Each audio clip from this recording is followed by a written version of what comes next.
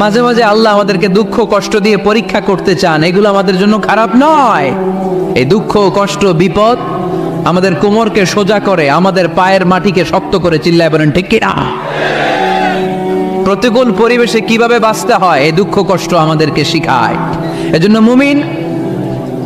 মুমিন বান্দার বৈশিষ্ট্য হচ্ছে দুঃখ কষ্ট বেদনা জ্বালা এগুলোতে সে আপসেট হয় না, সে হাল ছেড়ে দেয় না, সে ভরসা রাখে একজনের উপর, চিল্লায় বলতে হবে তিনি কে? কারণ মুমিন জানে রাত্রি যত গভীর হয় অন্ধকার তমানিসা ভেদ করে সুবহে সাদিক হয়। মুমিন জানে গর্ভবতী নারীর পেটের ব্যথা যেই দিন বাড়তে থাকে ওই দিনই নতুন মেহমান আগমনের সময় ঘনাতে থাকে। মুমিন জানে তার জীবনে দুঃখ কষ্ট বিপদ যত বাড়তে থাকে সুখের দিন কাছে আসতে থাকে। এজন্য মুমিনের হারাবার কিছু নেই। ফাইন্না মাআল উসরি ইউসরা, ইন্না মাআল উসরি ইউসরা। নবী হে, কষ্টের পরেই আছে আনন্দ, দুঃখের পরেই আছে সুখ।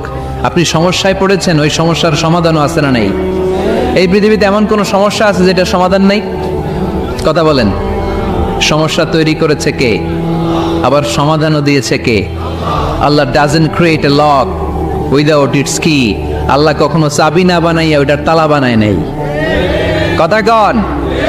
তালাও যেহেতু আছে ওই তালার চাবিও বানিয়েছে কে? মা আনজালাল্লাহু দান ইল্লা আনজালাল্লাহু লাহু শিফা। আল্লাহ দুনিয়ায় এমন কোন রোগ পাঠায় নাই যেই রোগের ঔষধ বানায় নাই, এমন কোন রোগ নাজিল করে নাই যেই রোগের কোনো চিকিৎসা বানায় নাই, হয়তো সেটা আবিষ্কার হয় নাই। অনেকে ক্যান্সারের কথা বলতে পারেন যে হুজুর ক্যান্সার এমন রোগ, এই ক্যান্সার তার নাই কোনো অ্যান্সার, কিন্তু বিজ্ঞানীরা বলতেছে এটারও অ্যান্সার আবিষ্কৃত হচ্ছে। সুবহানাল্লাহ কইবেন না? কিছু কিছু ক্ষেত্রে হয়েও গিয়েছে।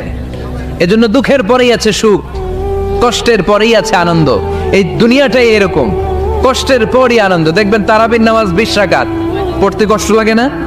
কোমরে ব্যথা, হাঁটুতে ব্যথা, কিন্তু 20টা রাকাত যখন শেষ করে মসজিদ থেকে বের হই একটা আনন্দ আছে না নাই?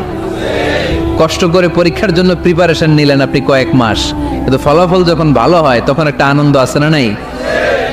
সারাদিন রোজা রাখলেন রমজানে, কি কষ্ট, তৃষ্ণায় গলা ফেটে যায়, কিন্তু ইফতারির সময় যখন রুহ আফজা শরবতটা খাই কেমন লাগে?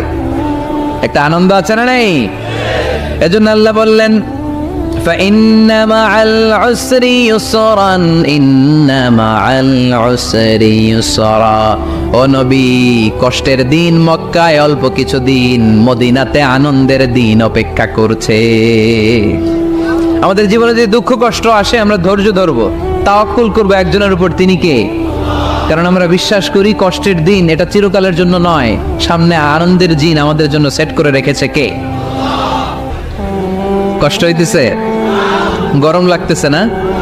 আমিও ঘামতেছি আপনাদের সাথে সাথে। অনেক গ্যাদারিং হয়ে গেছে, আসেন আল্লাহর নামে 3টা তাকবীর দেই, তারপর কোন 2টা গাইডলাইন তিনি বিশ্বনবীকে দিলেন ওই নির্দেশনা বাণীটুকু শুনে আজকে আমরা বিদায় নেব। আওয়াজ করে পড়তে হবে লিল্লাহে তাকবীর, লিল্লাহে তাকবীর, লিল্লাহে তাকবীর। গাইডলাইন নাম্বার 1, ফাইদা ফারাগতা ফানসাব।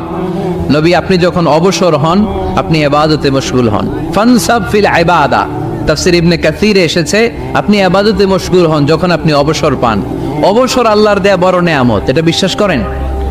অবসর কিন্তু নেয়ামত। আমরা অনেকেই অবসর সময়কে কাজে লাগাই না, কিন্তু অবসর চলে যাওয়ার পরে যখন ব্যস্ত হয়ে পড়ি তখন বলি হায় রে, অবসরটা যদি কাজে লাগাইতাম। পরীক্ষার পরে 3 মাস ছুটি ছিল, এই 3 মাস অবসরে যদি পড়তাম তাইলে তো আজকে ভার্সিটিতে চান্স পেয়ে যেতাম, ঠিক কি না?